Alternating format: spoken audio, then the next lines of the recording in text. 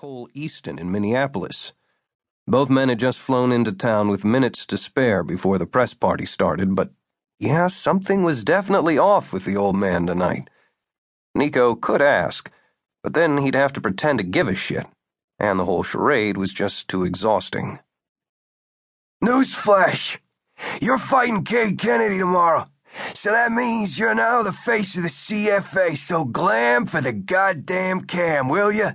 The league is spending a ton of money on reshaping the image of MMA. Nikko laughed at the irony, a sharp, sarcastic bark.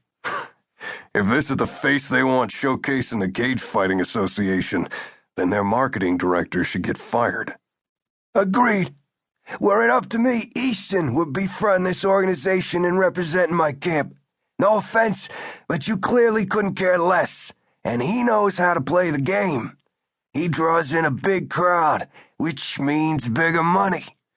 But his shoulder's still healing after getting shot to hell, and he doesn't have medical clearance to fight, so tag, you're it, asshole. Coach saluted him and tossed back a shot. Oh man, you better slow it down with those shooters, or you're gonna be flat on your ass in no time. Maybe you should take a... Flashing lights exploded around him, the click-click-click of cameras seeming to come out of nowhere. Nikko flinched at the blinding brightness. He couldn't see, the burst of light sparking a flashback of memories that hijacked his consciousness, and just like that, he was another man from another time, in another place, living someone else's nightmare, no, his nightmare, the one that played on an endless loop, haunting him day and night. He knew how the story ended, and yet he was helpless to stop it. Darkness descended, the sharp pop of semi-automatic gunfire echoing all around him. The hot graphite smell of gunpowder permeated the air, mixing with the dust of countless spent rounds, burning his lungs and making it difficult to breathe. The muzzle flashes around them gave away his enemy's position. They were outnumbered, and the Tali were closing in fast. The ping of metal ricocheted off rocks, which were the only protection between his squad and the enemy. This was his mission, his recon team, and it was his responsibility to get them out alive. They needed a ghost before these ragheads pinned them down and flanked them. His grip tightened on the base of his weapon, his mind racing through their limited options, scenarios flashing through his brain like a reel of movie clips, all ending in disaster. Fuck. Alice gone was supposed to be deserted. This wasn't the first time he'd gotten shitty intel, and if they made it out of here alive, someone's nuts were going to be on the chopping block.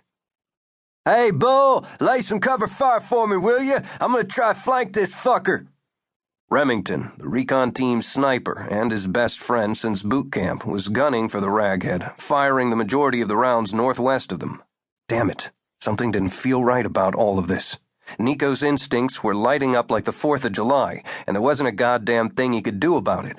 He grabbed for Remy to stop him, but the cowboy was already gone, blitzing straight west at a dead run. Nikko snarled a foul curse and flipped a switch to auto on his M4A1 and squeezed the trigger, raining a hailstorm of lead on Remy's target. Pop! Something sharp bit into his hand. He hardly felt the slicing pain or the warm liquid running down his palm, but the slew of blasphemies rioting beside him grabbed his attention. He glanced right. No one was there. Then left. No, still alone.